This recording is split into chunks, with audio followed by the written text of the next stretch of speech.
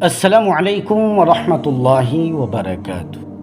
محترم ناظرین کرام، آج ہم آپ حضرات کی خدمت میں حضور صلی اللہ علیہ وسلم کا بچپن کے بارے میں کچھ بات عرض کرنے جا رہے ہیں۔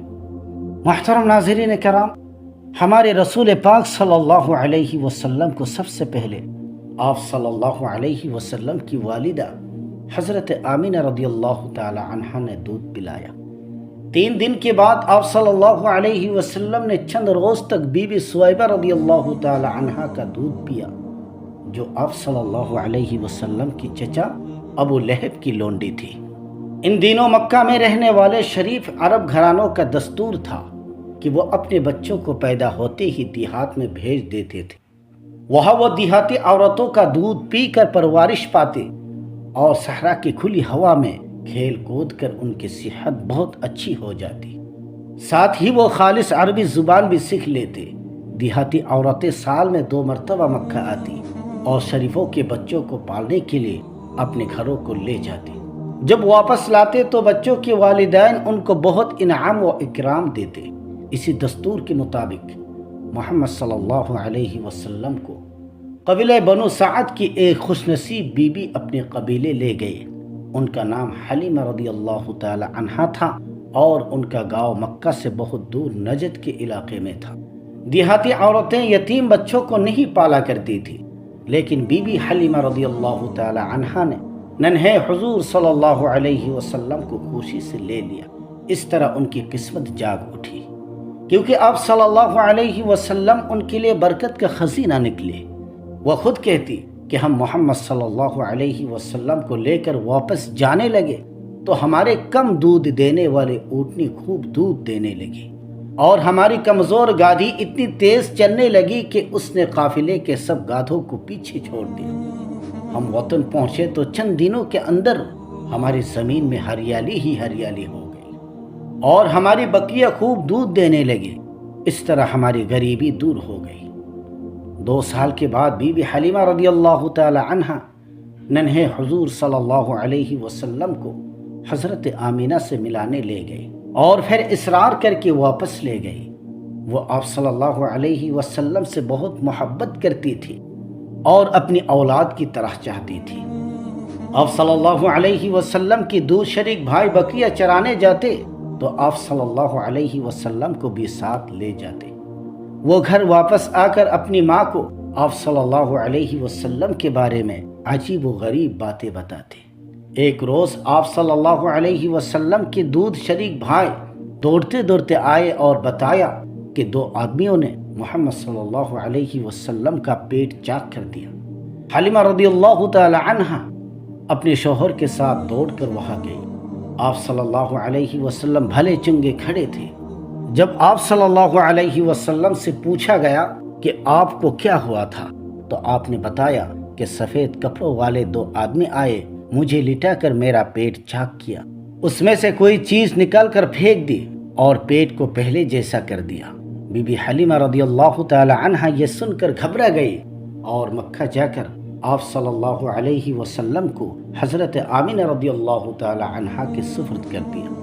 اس وقت آپ صلی اللہ علیہ وسلم کی عمر تقریباً 5 برس کی تھی۔ جب آپ کی عمر 6 برس سے کچھ اوپر ہوئی تو حضرت آمینہ آپ صلی اللہ علیہ وسلم کو ساتھ لے کر یثرب یعنی مدینہ گئی، اور وہاں آپ کی پردادی عبد المطلب کی والدہ کے خاندان بنو نجار میں 1 مہینہ تک رہے۔ وہ اپنے شوہر کی قبر پر بھی گئے اور آپ صلی اللہ علیہ وسلم کو آپ کے والد حضرت عبداللہ کی قبر دکھائی۔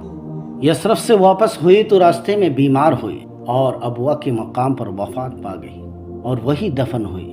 بی بی آمینہ کی وفادار لونڈی ایمن رضی اللہ تعالی عنہا ساتھ تھی۔ وہ آپ صلی اللہ علیہ وسلم کو ساتھ لے کر مکہ پہنچے۔ ایمن رضی اللہ تعالی عنہا نے مکہ آ کر حضور صلی اللہ علیہ وسلم کو آپ کے دادا جناب عبد المطلب کے سپرد کر دیا۔ بوڑھے دادا نے اپنے بن ماں باپ کے پوتے کو سینے سے لگایا اور نہایت محبت اور شفقت سے آپ صلی اللہ علیہ وسلم کی پرورش کرنے لگے۔ وہ آپ صلی اللہ علیہ وسلم کو اپنی تمام اولاد سے بڑھ کر چاہتے، ہر وقت آپ کو ساتھ رکھتے، آپ کے بغیر کھانا نہ کھاتے۔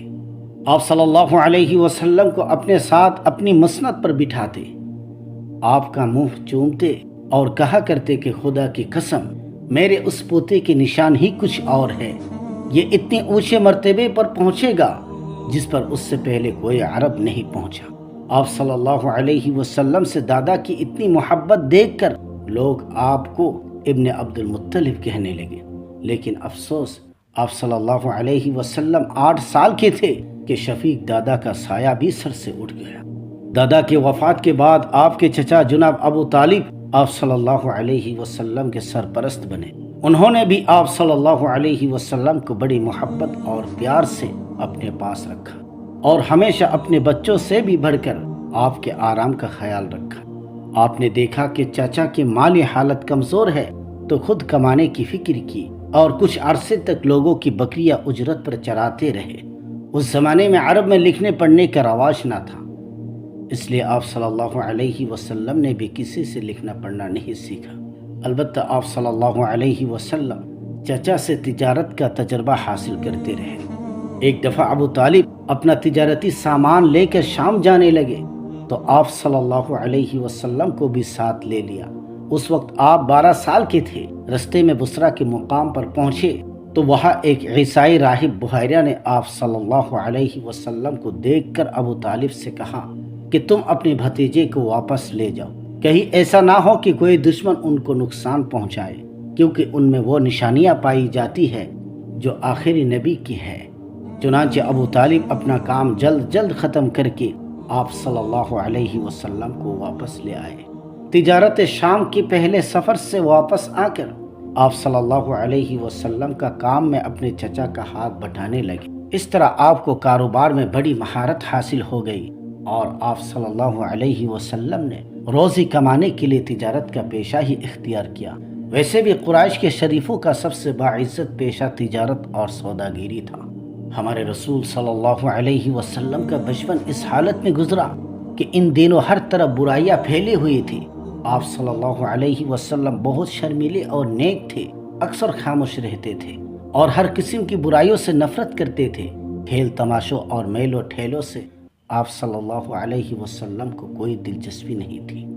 بت پرستی کو آپ صلی اللہ علیہ وسلم بہت برا سمجھتے تھے اور آپس کی لڑائیوں سے بھی دور رہتے تھے۔